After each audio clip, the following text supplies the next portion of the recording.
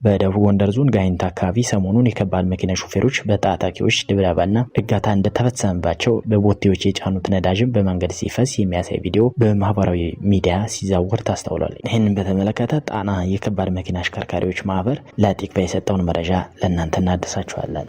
የትምህርት ሚኒስቴር ከሌሎች ተቋማት ጋር በመሆን የመምህራንን ባንክ ለማቋቋም እየሰራ መሆኑን ገለጸ። የትምህርት ሚኒስቴር በሀገር አቀፍ ደረጃ ያለውን የትምህርት ችግር ለመፍታት እንዲሁም የትምህርት ሚኒስቴር በሀገር አቀፍ ደረጃ ያለውን የመምህራን ችግር ለመፍታት የሶስተኛ ዓመት ዩኒቨርሲቲ ተማሪዎች ለአንድ ዓመት ያክል እንዲያስተምሩ ሊደረግ እንደሆነም ተነግሯል። ከዚህ ጋር በተያያዘ መረጃ ይዘናል።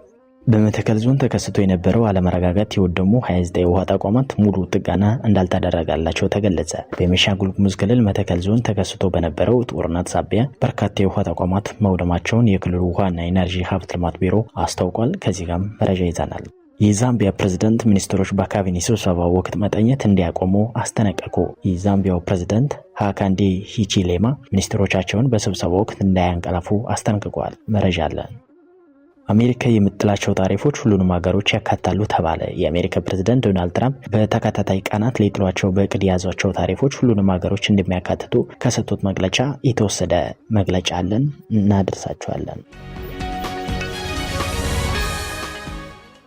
በደቡብ ጎንደር ዞን ጋይንት አካባቢ ሰሞኑን የከባድ መኪና ሾፌሮች በታጣቂዎች ድብደባና እገታ እንደተፈጸመባቸው እንዲሁም በቦቴዎች የጫኑት ነዳጅን በመንገድ ሲፈስ የሚያሳይ ቪዲዮ በማህበራዊ ሚዲያ ሲዛወር ተስተውሏል። ይህንን በተመለከተ ጣና የከባድ መኪና አሽከርካሪዎች ማህበር በወቅቱ ነዳጅ እንደፈሰሰ ገልጾ አንድ ሾፌር በጥይት ተመቷል፣ 2 ሾፌሮች ታግተው ተወስዷል ብለዋል። አሽከርካሪዎቹ ከጅቡቲ ነዳጅ ጭኖ ሲጓዙ የነበሩ መሆናቸውን የተናገረ ሲሆን ስለ ጉዳዩ ቲክቫ የጠየቀው የኢትዮጵያ ከባድ መኪና አሽከርካሪዎች ማህበር ማንኛውም መልኩ በየትኛውም ወገን ቢሆን ለህዝብ የሚጠቅምን ሀብት ማባከን ተገቢ ነው ብሎ እንደማያምን ገልጿል። ነዳጁ ስለፈሰሰ ማነው ተጠቃሚው? በከፍተኛ ሁኔታ የሚቸገረው የዛ አካባቢ ህብረተሰብ ነው። የዛ አካባቢ ህብረተሰብ ሲቸገር ደግሞ የነዳጅ ካምፓኒው የመኪና ባለቤት ሸቀጣሸቀጥ ነጋዴዎች ይቸገራሉ።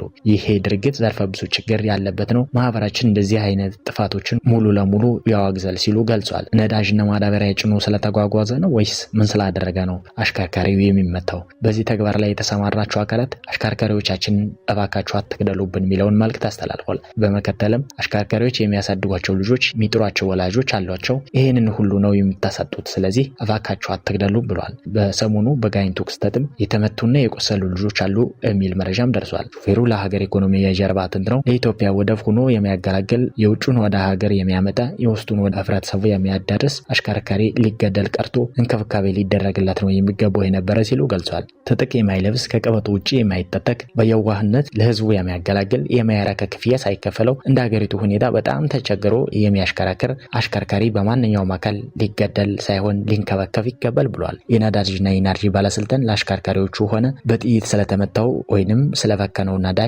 ያለው መረጃ እንደሌለ የቲክቫ መረጃ ያመለክታል። የትምህርት ሚኒስቴር ከሌሎች ተቋማት ጋር በመሆን የመምህራን ባንክ ለማቋቋም እየሰራ መሆኑን ገለጸ።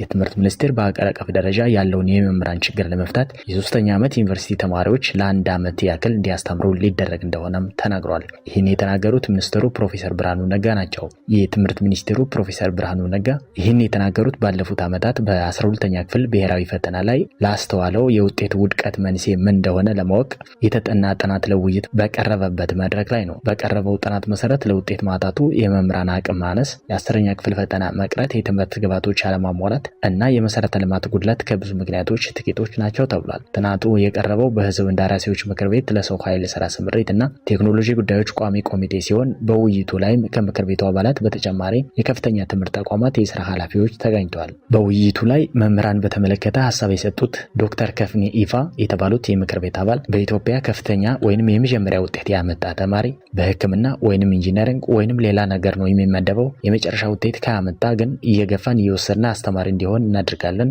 ከእንደዚህ አይነት መምህራን ምን ይጠበቃል ሲሉ ጠይቋል። የመምህራን የኑሮ ሁኔታን ማሻሻልም በአገር አቀፍ ደረጃ ለጠፋው የትምህርት ውጤት አንዱ ምክንያት ነው ተብሏል። ይህን ለማሻሻል ደግሞ የመምህራን የኑሮ ሁኔታ ማሻሻል ያስፈልጋልም ተብሏል። የመምህራን የኑሮ ሁኔታ በተመለከተ የትምህርት ሚኒስትሩ ፕሮፌሰር ብርሃኑ ነጋ ባደረጉት ንግግር የመምህራን ባንክ ለመጀመር እንቅስቃሴ እየተደረገ ነው ተብሏል። እስከሚቀጥለው ዓመትም ይቋቋማል ብዬ ተስፋ አድርጋለሁ ሲሉም ትምህርት ሚኒስቴሩ ገልጿል። ይህ የመምህራንን ችግር ሙሉ በሙሉ ይፈታል ብለን ሳይሆን በአነስተኛ ወለድ ቤት ለመስራት ከሚያስችላቸው የፋይናንስ ስርዓቱ ጋር እንዲተሳሰርላቸው ነው ብሏል። የትምህርት ሚኒስቴሩ በአገር አቀፍ ደረጃ የመምህራን እጥረት እንዳለ ተናግሯል። በቅርቡ በተሰራ የዳሰሳ ጥናትም 100,000 የሚሆን የመምህራን እጥረት አለ ብሏል። ይህንንም ለመፍታት ከተቻለ ባለንበት ዓመት ካልሆነ በመጪው ዓመት የ3ኛ ዓመት ዩኒቨርሲቲ ተማሪዎች ለአንድ ዓመት ያክል ከምራቃቸው በፊት እንዲያስተምሩ ለማድረግ እየተሰራ እንደሆነ ተናግሯል ሲል የዘገበው ሪፖርተር ነው።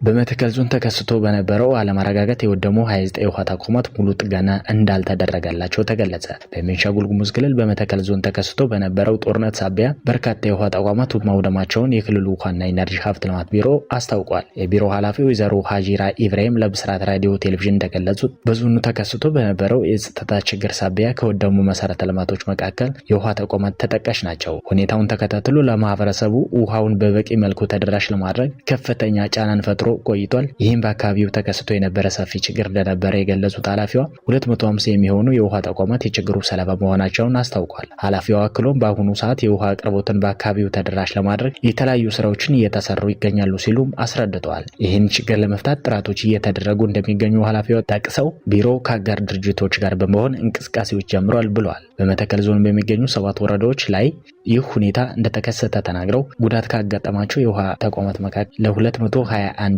የጥገና ስራ ተከናውኗል ሲሉም ገልጿል። እነዚህ የውሃ ተቋማት ጥገና ተደርጎላቸው መልሶ አገልግሎት እንዲሰጡ ቢደረግም ቀሪዎቹ 29 ተቋማት ግን ጥገና እንዳልተደረገላቸው ተጠቅሷል። ለእነዚህ ተቋማት አፋጣኝ ጥገና ማከናወን እንዲቻል በዞኑ ለሚገኙ የተለያዩ ወረዳዎች አስፈላጊው የጥገና ማከናወኛ ቁሳቁሶች እንዲሰራጩ ተደርጓልም ተብሏል።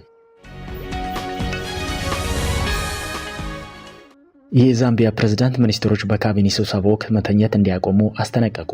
የዛምቢያው ፕሬዝዳንት ሃካይንዴ ሂቺሌማ ሚኒስትሮቻቸውን በስብሰባ ወቅት እንዳያንቀላፉ አስጠንቅቋል። በፕሬዝዳንቱ እምነት ሚኒስትሮቻቸው በስብሰባ ወቅት ማንጎላቸት ቻልተኝነታቸውን ወይንም ራሳቸውን መቆጣጠር የተሳናቸው መሆናቸውን ያመለክታል ተብሏል። ሂቺሌማ ይህንን የተናገሩት አዲስ ተሿሚ ሚኒስቴር ኃላፊነት ለመጀመር ቃለ መሃላ በፈጸሙት ስርዓት ላይ ነው። ሰዎች በካቢኔ ስብሰባ ወቅት የሚያንቀላፉ ምሽቱን እያሳለፈው ነው ብሏል። ለእኔ ትልቅ ወንጀል ነውም ብሏል። እርሳቸው በትክክል ምን ማለት እንደፈለጉ ባይገልጹም የሀገር ውስጥ መገናኛ ብዙሃን ይሄንን ሲተረጉሙት ከመጠን በላይ አልኮል መጠጣትና ምሽት ላይ ድግስ ማብዛት ለማለት ነው የተፈለገው ሲሉ ተርጉመውታል። ፕሬዝዳንቱ እንዲህ አይነት ነገር የመንግስትን ምስጢርና የህዝብ አገልግሎት አሰጣጥ በእጅጉ አደጋ ላይ እንደሚጥል አስጠንቅቀዋል። ሂቺሌማ በ2021 ከፍተኛ የህዝብ ድምጽ በማግኘት ሲያሸንፉ በአፍሪካ ሁለተኛው የመዳብ አምራች ሀገር ወደ ከፍተኛ የኢኮኖሚ ባለቤትነት ለመቀየር ቃል ገብተዋል። ፕሬዝዳንቱ ወደ ስራ ከገቡ በኋላም ከዳካማ የስራ አፈጻጸም ጋር በተያያዘ ሚኒስትሮችን ጨምሮ በርካታ ከፍተኛ ባለስልጣናትን ከስራ አሰናብቷል። እንደ ቢቢሲ አፍሪካ ዘገባ። በመጨረሻም አሜሪካ የምትጥላቸው ታሪፎች ሁሉንም ሀገሮች ያካትታሉ ሲሉ ፕሬዝዳንት ዶናልድ ትራምፕ ተናገሩ። የአሜሪካ ፕሬዝዳንት ዶናልድ ትራምፕ በተከታታይ ቀናት ሊጥሏቸው በእቅድ የያዛቸው ታሪፎች ሁሉንም ሀገሮች እንደሚያካትቱ ከሰጡት መግለጫ የተወሰደ ነው። ፕሬዝዳንቱ ከአሜሪካ ጋር ግዙፍ የንግድ ልውውጥ ያላቸው ሀገሮች ብቻ ሳይሆኑ ሁሉም ሀገሮች በአዲሶቹ ታሪፎች ውስጥ እንደሚጠቃለሉ አስታውቋል። በሁሉም ሀገሮች ላይ ታሪፎች ይጣሉና የሚሆነውን እናያለን ያሉት ፕሬዝዳንት እየተናገርኩ ያለሁት ስለ 10 ወይም 15 ሀገሮች አይደለም ስለ ሁሉም ሀገሮች ነው እንጂ ብሏል። ትራምፕ እስከ 15 በመቶ ታሪፍ ይጥላሉ ተብለው የሚጣበቁት ከአሜሪካ ጋር የተዛባ የንግድ ሚዛን አላቸው በሚባሉ ሀገሮች ላይ እንደሆነ ቢገመትም አሜሪካ በሌሎች ሀገሮች ከተጣለበት አንጻር ሲታይ የእሳቸው ውሳኔ ግን ለጋስ የሚባል ነው ብለዋል። ሌሎች ሀገሮች አሜሪካን ሲገሻለቱ የኖሩት በታሪክ ታይቶ የማይታወቅ ቢሆንም የኛ ግን ከነሱ በጣም የተሻለ ነው ሲሉ ትራምፕ ገልጿል።